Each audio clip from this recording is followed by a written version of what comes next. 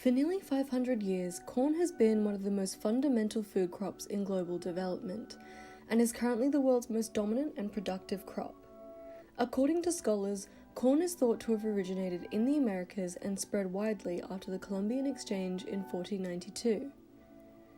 Many historians believe that corn, also known as maize, and will be referred interchangeably as such throughout this presentation, was domesticated in the Tehuacan Valley in Puebla, south-central Mexico, with archaeologists estimating that the corn discovered there is over 7,000 years old. Corn has been a tremendous success story in agricultural history because its significance has extended beyond the survival of Mexico's First Nation. Native corn is a lifeline for indigenous Mexicans. It is a vital crop grown in Mexico, and it symbolizes a fundamental element of Mexican culture. However, due to the adverse consequences of the North American Free Trade Agreement, or NAFTA, the expansion of globalization has been harming the various indigenous communities of Mexico who have experienced marginalization, apartheid, and stolen land since the arrival of the Spaniards in 1519. Not only this, but the influx of genetically modified corn on the market has impoverished local farmers and threatened indigenous food sovereignty. As industries and services are privatized, capital movement and investment become deregulated, resources commodified for export, and export processing zones being expanded, NAFTA has become a hallmark of globalized capitalism. To begin, this presentation will emphasize the significance of corn to the indigenous people of Mexico. Secondly, it will examine how NAFTA has posed a direct economic, social, and cultural threat to Mexico's indigenous farmers and their production of maize. Thirdly, it will look at the Mexican government's anti-NAFTA campaign and the ways in which the Mexican indigenous communities are fighting back to adapt to the changes to their livelihoods and maize crops since the implementation of NAFTA. Maize is Mexico's national crop, and it represents history, creativity, and a deep connection to their country's history and future. With over 300 species, each variety of native corn is valuable and considered to be sacred to indigenous Mexican communities. As Aldo Gonzalez describes, the pyramids may have been destroyed, but a handful of maize seeds is a legacy we can leave to our children and grandchildren. Corn is used in every aspect of indigenous people's lives. It is a necessary component of every meal, celebration, and means of sustenance. The variety of Mexican native corn is what makes it unique. In particular, the nutrient-rich flavors, taste, smell, and variety of colors, as well as the rich history passed down from generation to generation. As was described in the Without Corn There Is No Country exhibition, corn is the basis of our culture, our identity, adaptability, and diversity. Corn created us, and we created corn. Mexican people call themselves the children of the corn, as they are descendants of those whose religious pantheon included 3 corn gods. Corn is not just a crop to indigenous Mexicans, but a cultural symbol of daily life. It shapes meals and is an influence for many festivals celebrating maize throughout the year. The crop sustains indigenous Mexicans spiritually, physically, and economically. Globalization is widely understood and interpreted with different perspectives. Globalization has been defined as the process of the world becoming interconnected through an increase of trade. It is the flow of global networks and the spread of ideas politically and economically. At the beginning of World War I, the first wave of globalization came to an end with the rise of nationalism, leading to a collapse in international trade. After World War II, with the new wave of globalization, trade began to skyrocket, growing faster than ever before. Today, the sum of exports and imports across nations amounts to more than 50% of the value of total global output. Trade over the last 2 years has transformed the global economy due to its remarkable growth. Today, about 1/4 of total global production is exported. Although this economic growth has certainly benefited businesses and industry in Mexico, it has also had a damaging effect on the lives of the indigenous communities within the country. To the people of Mexico, corn has always been a major part of culture. Mexico is the original source of maize and home to a wide biodiversity. In the 20th century, when Mexico's economic growth began, strategies were implemented for self-sustainability by enabling agricultural growth and increased yield.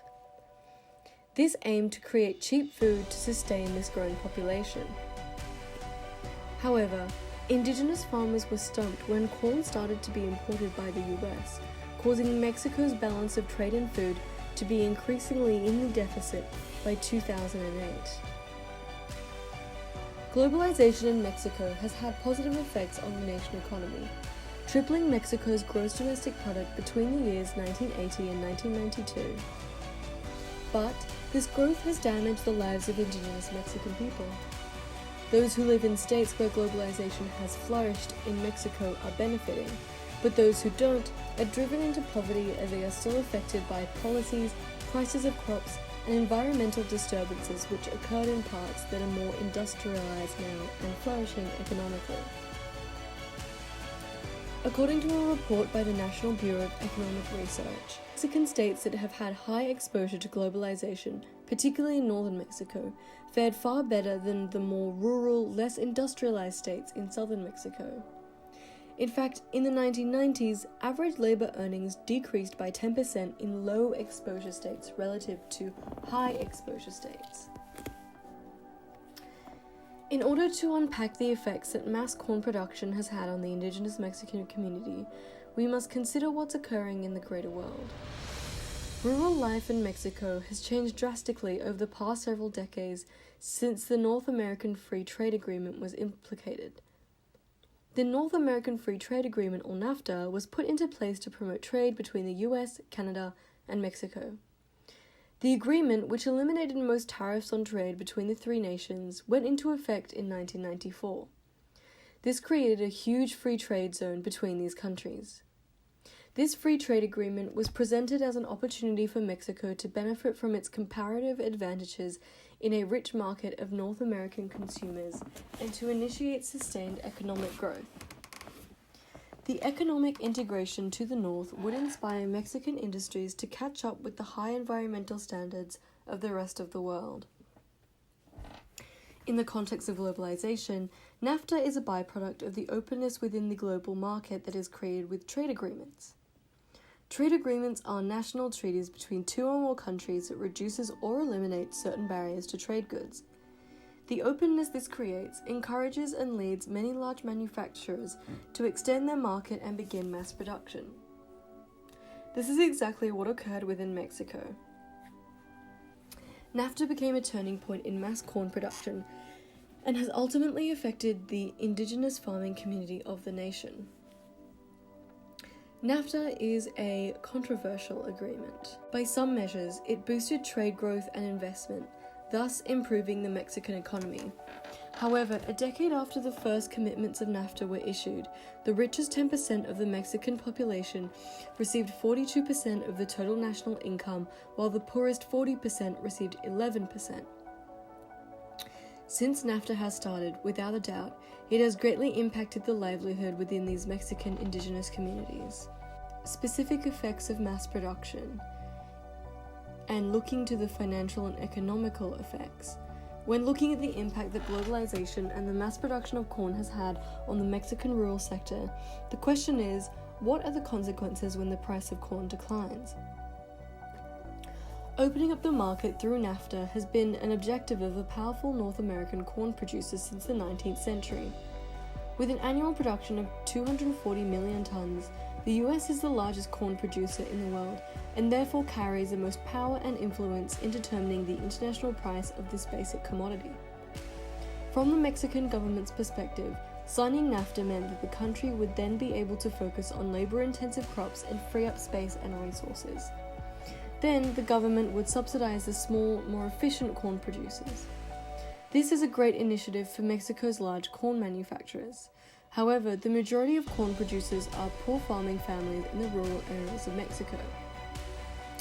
Mexico's large corn sector isn't able to coexist with local indigenous corn producing communities made up of around 2 million corn farmers.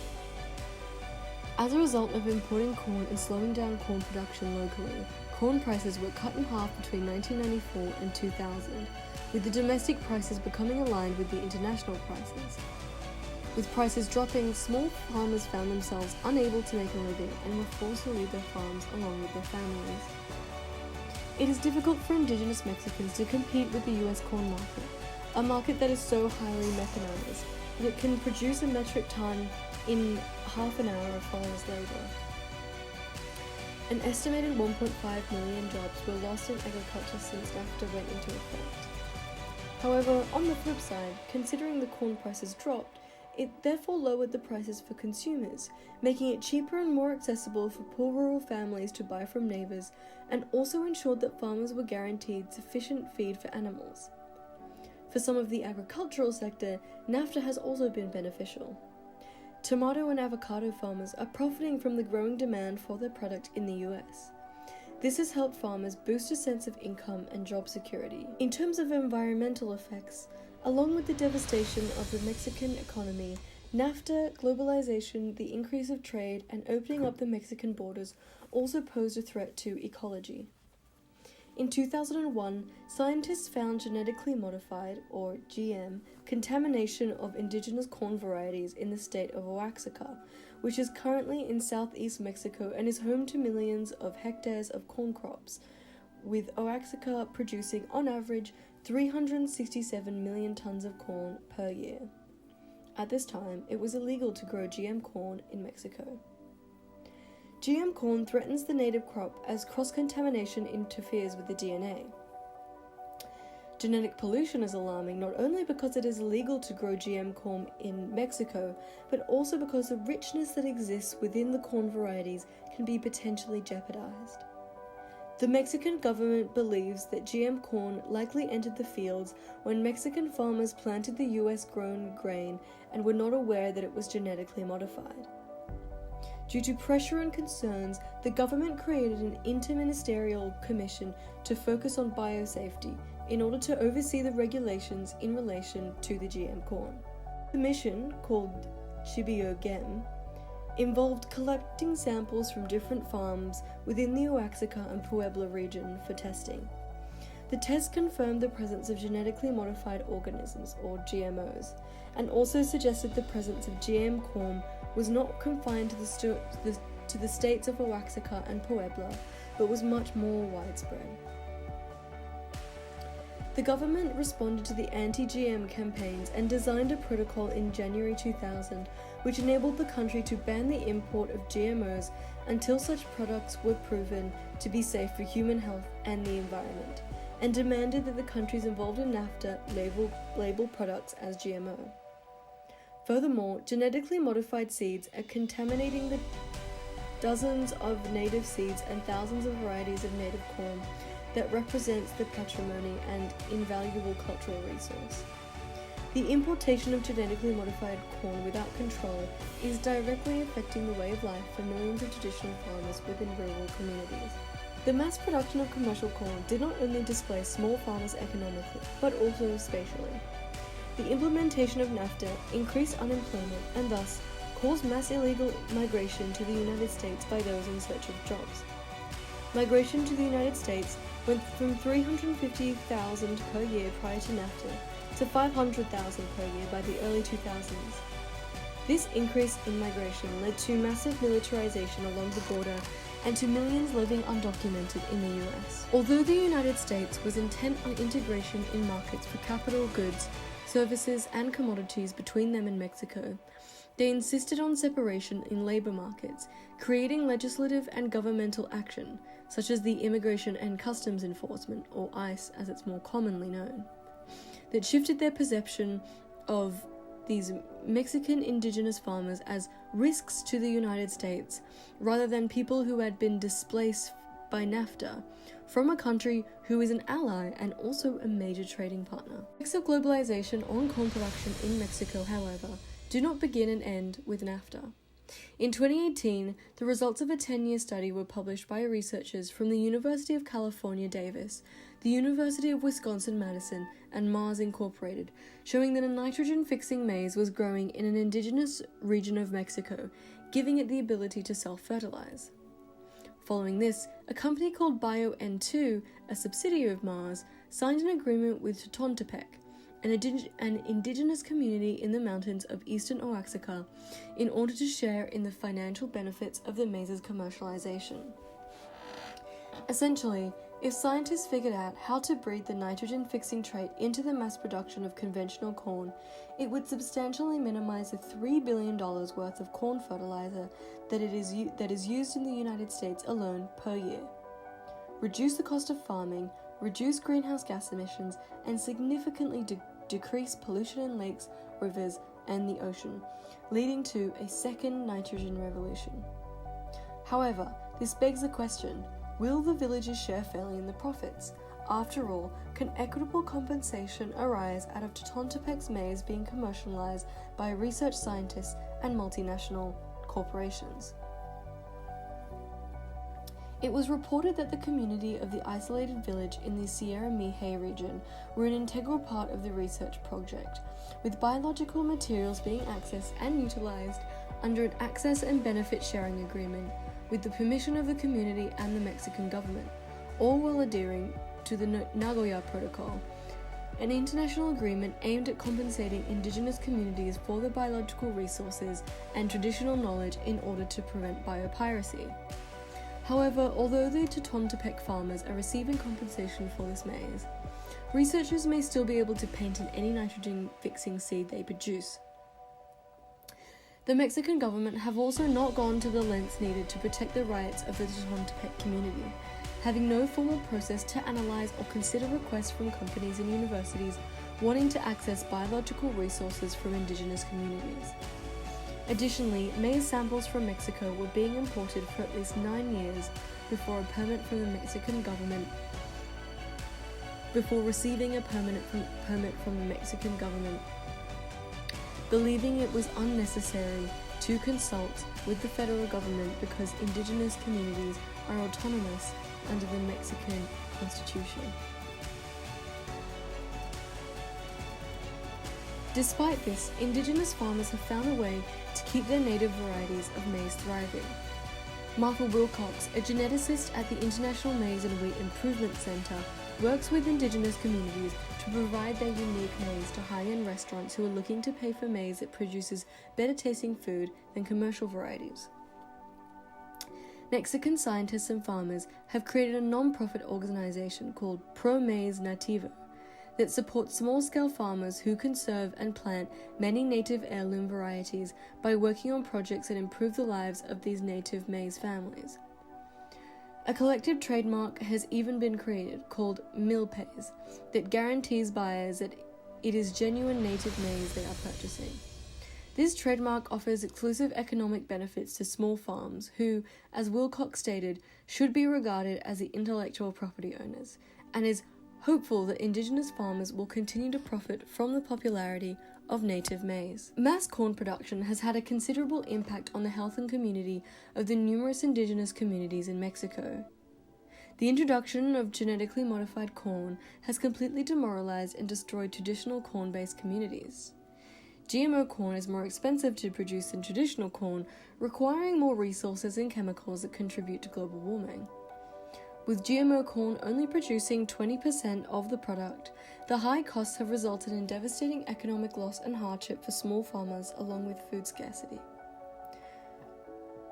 Food scarcity has also been a result of people trying to maintain their traditional diet.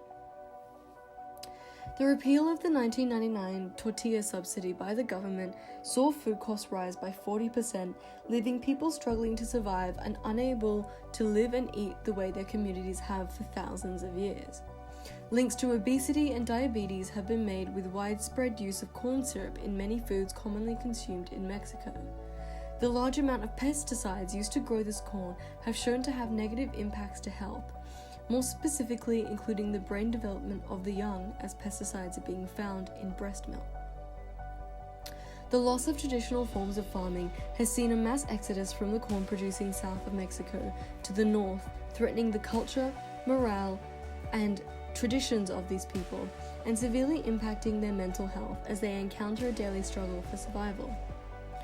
While some may see a free trade agreement as progressive Mexico, the impact of genetically modified corn on both the body and the earth should be seen as a warning to others of the impact of global policy on local indigenous communities. The Mexican government has provided an inconsistent and uncoordinated response to the crisis.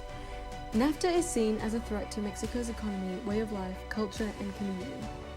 Several varieties of traditional maize, which are part of the country's biodiversity and national heritage, are on the verge of extinction. Much evidence points to globalization having a devastating effect on indigenous people, as it plays a vital role in their economic marginalization as a result of NAFTA's trade liberalization policies.